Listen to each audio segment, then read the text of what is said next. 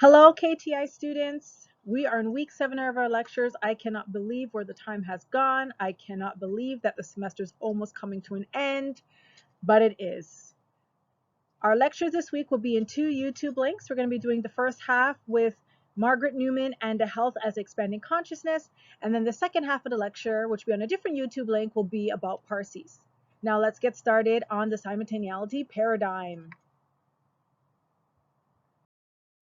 Now, before we talk about expanding on the human consciousness, Margaret Newman's theory is based on the simultaneity paradigm. Do you remember what that is? I hope at this point you do. Is it the cake or is it the car? And if you said the cake, the answer is correct. It's irreducible. She believes that we as beings cannot be reduced and we are all intertwined, mind, body, and spirit, and within our environment. This quote here that I added in the lecture is a quote that's frequently used to reference her paradigm and her theoretical model. And it reads, open-minded people don't care to be right. They don't care to understand. There's never a right or wrong answer. Everything is about understanding. Now you'll see why I added this quote here at the beginning of the lecture and how that's going to build on your knowledge to understand the insight of Margaret Newman's expanding human consciousness theory.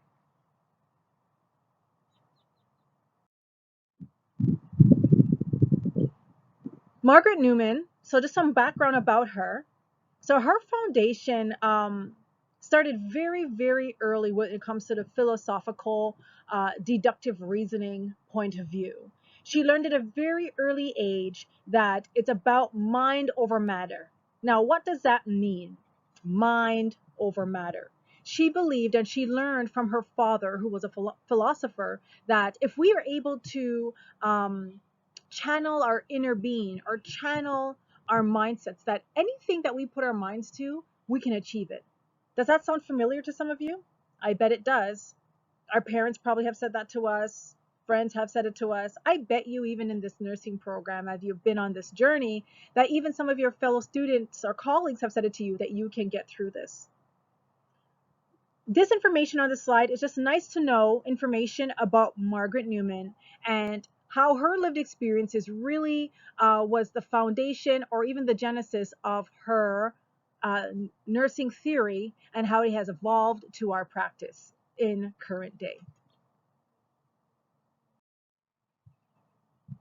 So here's another statement that has been written by Margaret Newman. The statement was written in 1985, and also this was another part of the foundation to her theory, where she was able to understand the importance of the nursing therapeutic client relationship. Now, does that sound familiar? Well, I would hope so, because that's in our CNO College entry to practice guidelines, therapeutic nurse client relationship. She always viewed the clients as a human entity. She understood the importance of having that human connection where clients were an intricate part of their own patient care. Now I'm going to read this poem to you, or her words, and I just want you to marinate, think about what this would mean to you as a practitioner, now understanding that her thought processes and her theories formulated on that therapeutic nurse-client relationship. And it reads, I don't like controlling, manipulating other people. I don't like deceiving, withholding, or treating people as subjects, in brackets, objects. I don't like acting as an objective non-person. I do like interacting authentically by listening, understanding, communicating freely. I do like knowing and expressing myself in mutual relationships. Now, some of this even resonates for me as a practitioner because I think it's so important for us to be present when we're caring for our clients. I believe it's critical for us to communicate freely with our clients and be authentic to our clients in that moment. It's about understanding their lived experience as they lay in their stretcher or in their bed on the clinical unit. It's never for us to control or manipulate, where the old medical model would reflect that. It is not for us to withhold or treat people as subjects, where for us it's just sometime a medical ID number or we treat them as a diagnosis. Those days, I believe, are far gone. However, there are practitioners that still treat their clients as such: nurses, nurse practitioners, even physicians. It's for us to not treat our clients as their objects, but treat them as beings, as an existence that exists within this world. And this is what she's speaking to. Now we're going to talk about the meta-paradigm concepts for Margaret Newman. Her paradigm is very simple, but yet can be observed to be something quite complex. Why? Because she's able to articulate that health is not the opposite of illness, but rather the heart of the manifestation where that person becomes great or becomes more whole. Now, me just saying that even sounds like an oxymoron to myself. But as you see as we go through this lecture, that a lot of times illness can really encapsulate the greatness in one person, and it really can evolve into something greater. That the illness itself is not necessarily a bad thing, but it's a manifestation of other great things to come. Now, let's talk about the first meta paradigm, which is nursing. Now, she views that nursing is about the human health experience. It is for us as nurses to help our client recognize, and I'm going to highlight there because I think it's so important, recognize their own patterns so transformation can occur. Now, what does that mean? So let's think about the client with cancer. It is for us as nurses to help that client recognize their patterns or their lived experience in that moment of having cancer and how that transformation occurs, meaning that they're okay to now shave off their head and walk with confidence, meaning it's okay to not be okay, or it's okay to say, you know what, I have this disease process, but it's not going to impact who I am, but make me a wiser person for me to live my seconds to the fullest. We as nurses are also viewed as partners with the patient in the process of expanding that consciousness. So it's not for us just to provide that stereotypical ideal world bedside care, but allow our clients to process and expand their consciousness in their lived moment. Now, what does it mean by consciousness? That's the manifestation of that evolving pattern or person within that environment. So our environments also help us expand on our consciousness, our conscious being. In other words, a form of sense of awareness. Now let's talk about the person. Now the person, meaning the client and their consciousness, is not just in our heads, but it's in all aspects of ourself. So what she's referring to here is the sensation. What sensations come along with the consciousness, and how does that now present itself in how we articulate our body language? What does that look like? And that's what she's referring to. It is for us to understand that our consciousness has the ability or the systems to interact with the environment. And sorry for the crooked highlight here. It's not how we interact with the environment, but how we're able to interact with the environment as well. So there's that reciprocating moment. So right now I'm in the park, and how am I interacting with my surroundings, or how is my surroundings interact with me? I can say that the interaction is coming from the birds singing. To me, that is so therapeutic and invigorating and enlightening, but it also brings forth a creativity within me to make sure that I'm giving you a great lecture. I believe all these little aspects, from the air that I breathe, it being so fresh, will present itself even in having this dialogue with you, even though you're out there in cyber world listening to this lecture.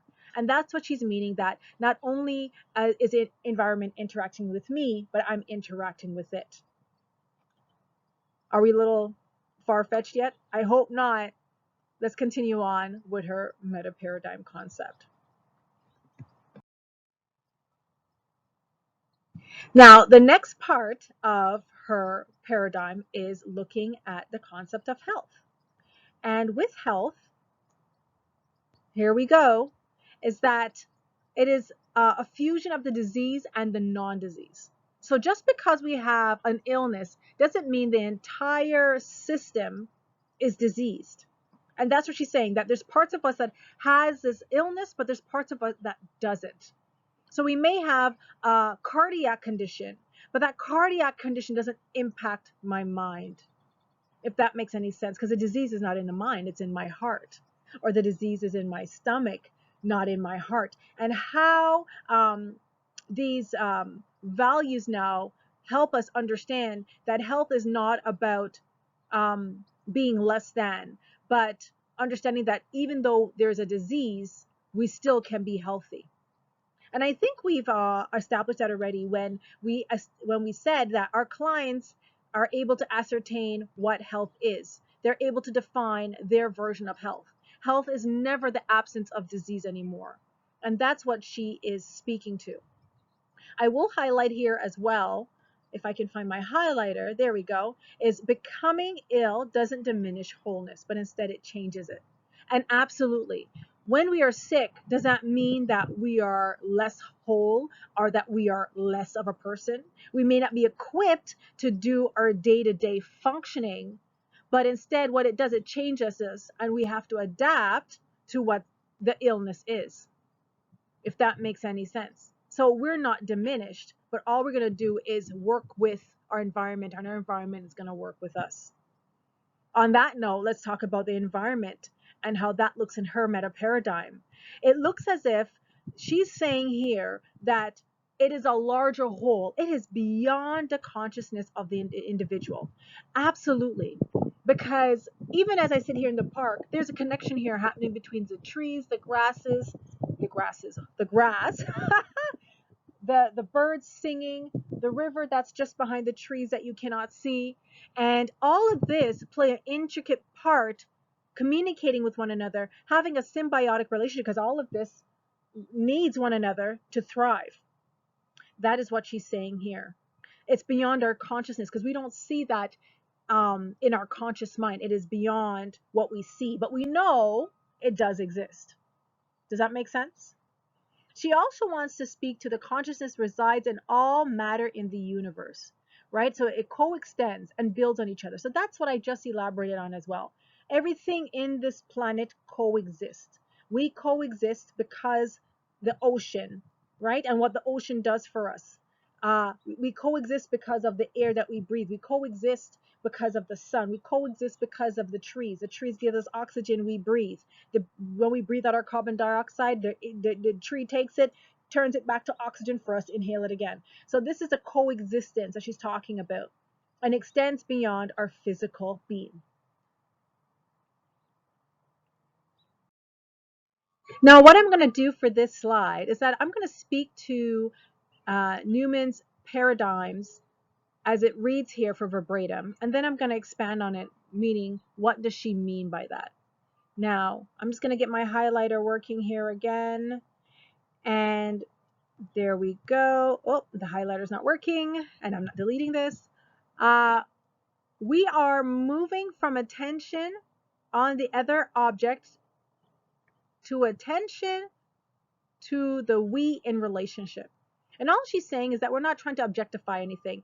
We want to understand that it's important for us to establish relationship, understanding where we are in our relationship with our clients, where we are in relationship to our own existence in this world. And so as a practitioner, it's not for us fixing things and attending to the meaning of a whole. So it's not for us just to be a fixer or just for us to be a doer, but for our clients to enable our clients to have the insight and foresight to find a way to be in a relationship with their environment in the midst of whatever's happening in their life or whatever pathology has brought them to the hospital. It's understanding that from her perspective that the relationship is not hierarchical. So it's not I'm the superior because I'm the nurse and you're my client, so therefore you're inferior. But for us to have a mutual understanding and making the client be an intricate part of our nursing care and establishing that nurse therapeutic client relationship. The other part of her paradigm says it is time to break with a paradigm of health that focuses on power, manipulation, and control and move to one of reflective, and I'm going to highlight that there, compassionate, very important, consciousness. Again, early nursing practice was about making sure we were in charge. John Doe, here's your pills, you have to take them, doctor said so. Mandatory. Doctor says that you are sick, therefore you're sick, You have to stay in bed. You're not allowed to move. That was the type of practice that nursing used to be. Now we're in a season where it's about reflection. Let us reflect. Did we do a good job with providing care to Jane Doe? Did we provide compassionate care, showing that caring side? And did we allow that consciousness to come in, that compassionate consciousness? Are we aware? Are we being present in the moment? Are we being authentic? Are we listening? Are we understanding? Do you remember when I said that? That was earlier on in the slide, because that was a part of her thought process, her poem. The another part is the paradigm of nursing embraces wholeness pattern.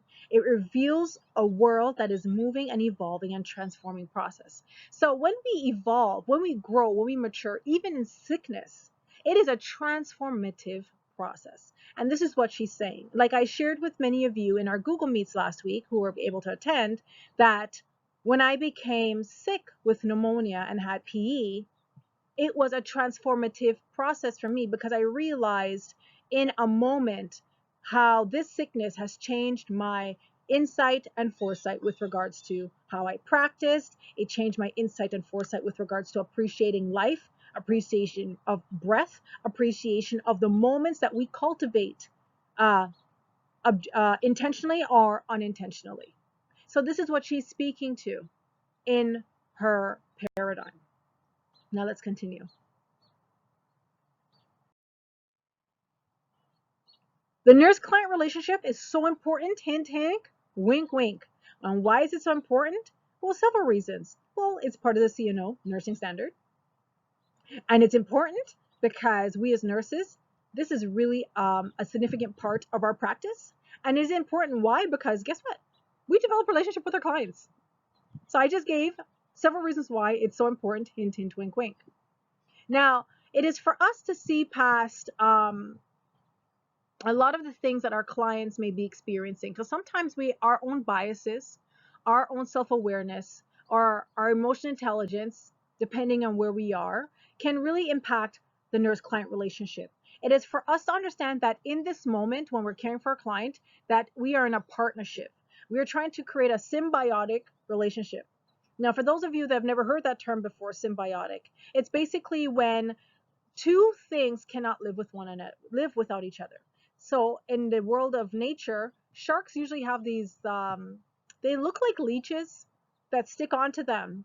And the reason why those leeches stick onto the shark is because they're keeping the shark clean. They actually clean the skin of the shark, clean inside the mouth, and the sharks don't eat them, because you'll see them crawling in and out the shark's mouth. And you're like, why doesn't the shark eat it? The shark is like the apex predator of the ocean. Well, that's why. The sharks cannot live without these leeches. No different than the rhinoceros that you'll see in the wilderness, that these birds just sit on top of the rhinoceros or hippos. And you're like, why don't these rhinoceros or hippos shoo the birds?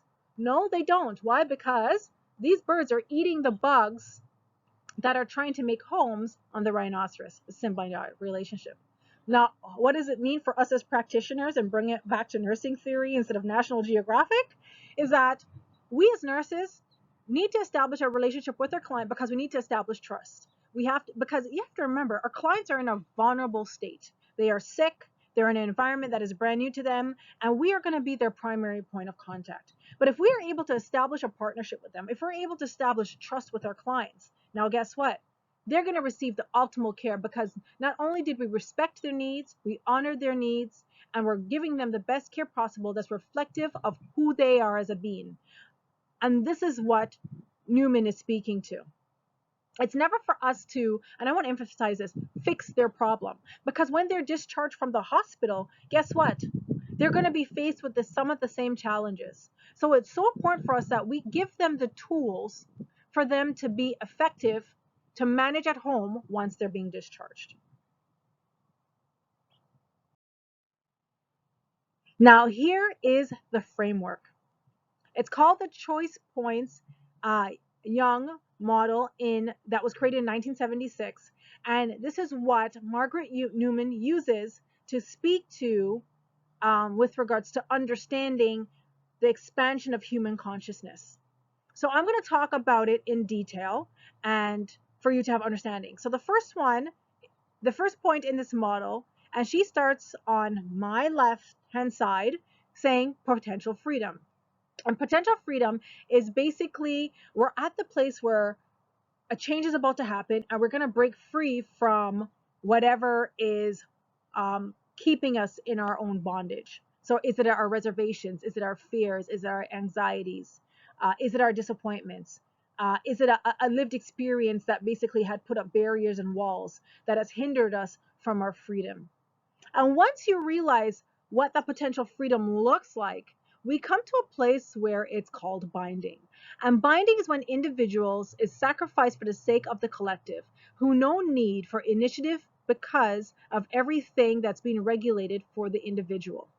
So basically what's happening here is that you are realizing some of the sacrifices that have happened, and you realize that, hey, I need to take initiative here, and I need to make some changes and regulate what's happening within my life. So what happens is now we get to a place where we're getting to centering. And what centering is basically it involves the development of now your self-identity, your consciousness, your self-determination, because now you realize like, hey, I just need to make some changes within myself. And you're starting to realize that in your self-consciousness. And you become determined to say, well, I have to get this done.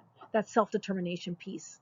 And then you get to the, I guess the climax, I would say, which is choice. There we go. I was looking for the highlighter to highlight.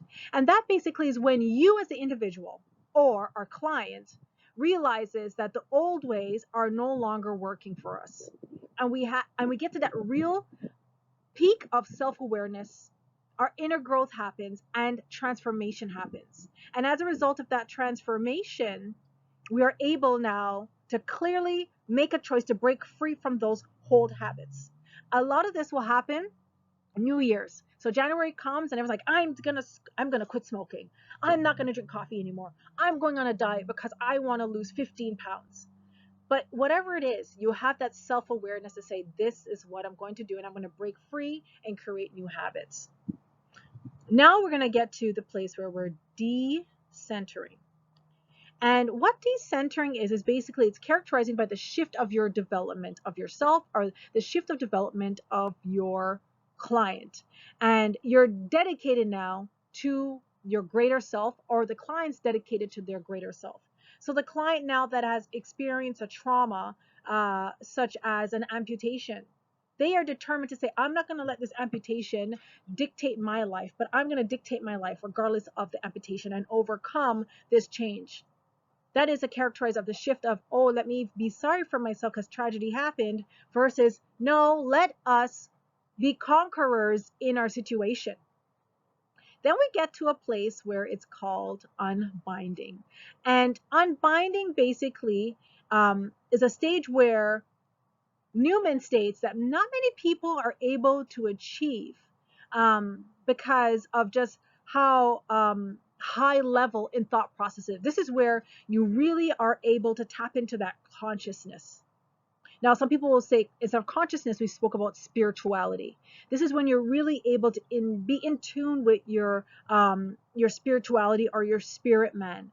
And it comes from being a state of understanding your time, your space, your awareness, your words, your identity through your movement.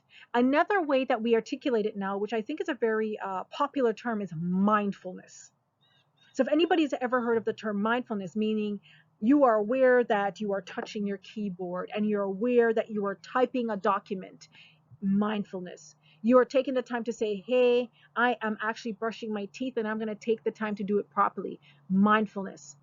Or some people say it's being present. However you want to articulate it, that's what she's speaking to. The final piece of this model is that real freedom piece. Again, she also articulates that it's very difficult and not many people are able to achieve this real freedom piece. And again, it's because now you understand where you are and your spatial awareness, or your client understands their spatial awareness and their existence upon this planet, and how their tragedies, triumphs, their highs, their lows really have a facet continuum that will impact those that they are in contact with. Again, not many people achieve that according to her model.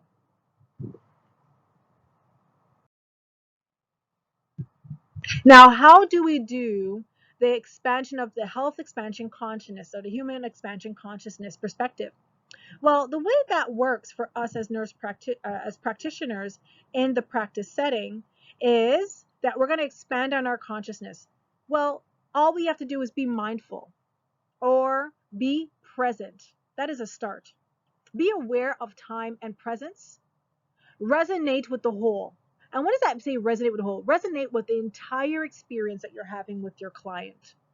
Pay attention to patterns and look at meanings. So, I can't highlight straight. There we go. Pay attention to those meanings. What does it mean when the client says this? Watch the body language. When these moments happen, think about the insight that's occurring and the choice points and the action potentials that are happening with the client. So sometimes when a client loses a loved one from a terminal illness, in the beginning, they don't fully understand. And then they get to a place where they're like, you know what? I understand the person's purpose, or you know what? This person, they're not suffering anymore. And their action points but says, well, let us celebrate the life that they had while they were here. So it's understanding the choice of points, your action potentials, and your patterning and meaning when you are with your client, but not only with your client, but for yourself. Now, as a practitioner, it is for us to make sure that we're having that client interaction, and in this process of patterning, that we're recognizing these patterns that we have with our client. This is very individualized. This is not cookie cutter. This is not one of those theories where, it works for all. Very individualized, hence why you got to be present. You got to have some sense of mindfulness. You have to have a sense of awareness, but that encompasses having the conscious mind. Now, here's an exemplar of the human consciousness, or the health consciousness, or expanding that consciousness. This young lad, his name is Maddie. He passed away many years ago, and he has a rare form of multiple sclerosis.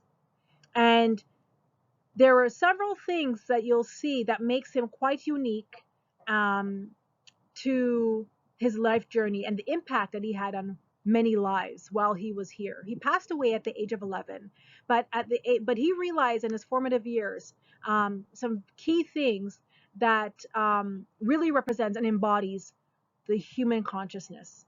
Now let's watch some videos together. So viewer discretion advised. If you see me crying a tear or you see my nose getting red, it's because every time I watch this, I get so choked up, because he's just such a profound young man that really had an insight that most adults will never achieve. And the fact that he achieved this at such a young, pure age is just quite remarkable. Now let's watch. Now the first thing we're going to watch for Maddie is one of his heart songs. It's a beautiful poem, and I just want to put a disclaimer. I feel so triumphant right now because I was able to get a recording within a recording, but I don't know how to edit. Hence why it looks the way it does. But the fact that I was able to get this done, I give myself a brownie point and a pat on my back. I want to say online learning has really pushed the envelope with my learning. Now let's watch this video.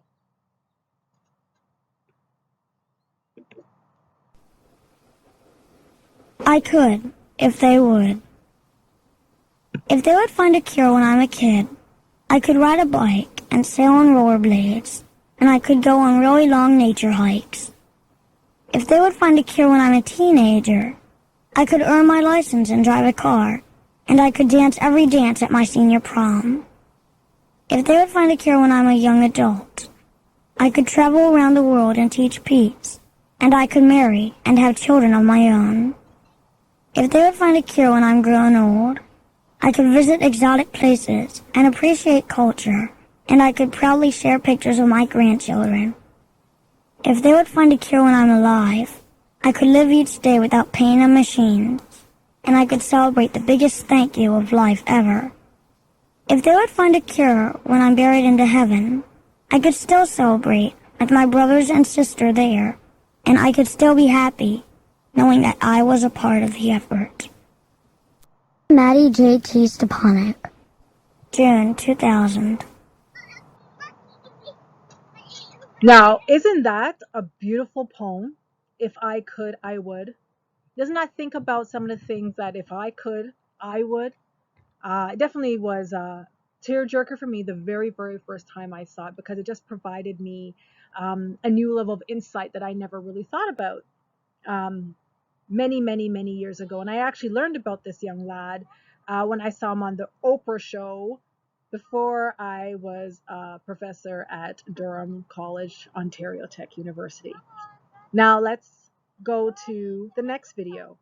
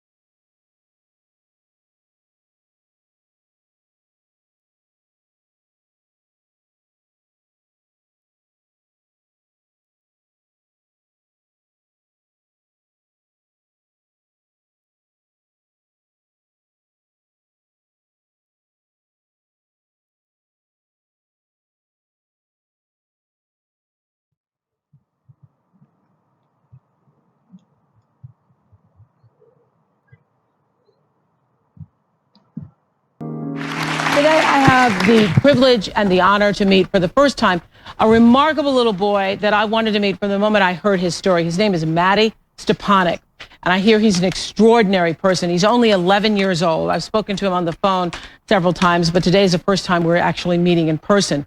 First, I want you to take a look at Matty's story. Matty Stepanek is an extraordinary 11-year-old living through a difficult storm. He was born with a rare form of muscular dystrophy. You feel it in your muscles. You feel muscle pain. To get around, I need my wheelchair first. I need oxygen tanks. Matty's mom, Jenny, also has the disease, which she did not discover until after she had had 4 children. Katie died when she was 2 years old. Stevie died at 6 months of age. And Jamie died when he was 4 years old.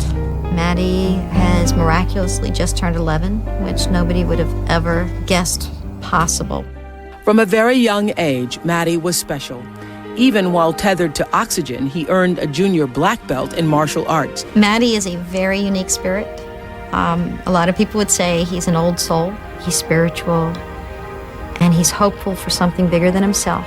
I've always had 3 wishes, and they are: 1, to have my books published so I can spread my message of peace through the world; 2, to talk peace with my hero, Jimmy Carter, and meet with Oprah Winfrey. Matty got his first wish, 2 books of poetry, published in the last 4 months. And with a phone call, his second wish came true. They picked up the phone and handed it to me. It was Jimmy Carter. It was so exciting. I couldn't believe it. I really think I'm here for a purpose, because in my life, I've had so many close calls to dying. Even if it takes me 1 year or 1,000 years, I have to do what I was meant to do. Well, Matty's third wish to share his message on the Oprah show is coming true today. Please welcome Matty Stepanek.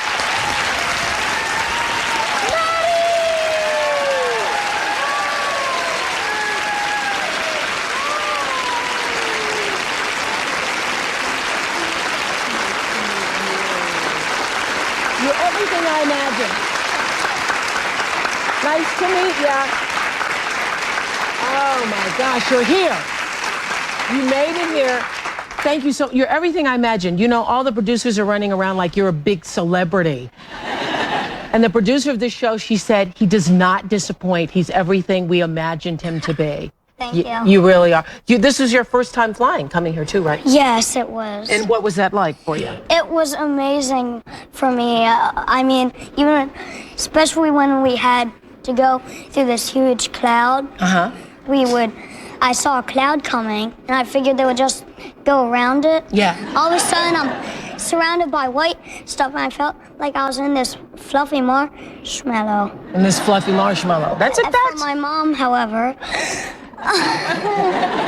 She was a little anxious, right? a little. A little anxious. That's putting it simply. That's putting it simply. Yes. Well, how are you? How is your health? How are you doing? I'm doing a lot better health-wise. I'm doing very well excitement-wise.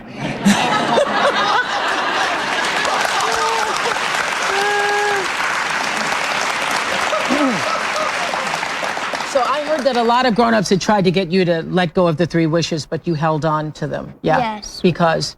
Because they were things that would last forever. Yeah. Going to Disney World ends in a week. Having a shopping spree ends in a day. But being able to talk to Jimmy Carter, being able to have my books published, being able to talk to you here today lasts forever. You are the sweetest boy. It is a sweet privilege. So you've been writing poetry since you were how old? About 3. And so you started calling it heart songs because what? It was the song in my heart. It was the message in my heart.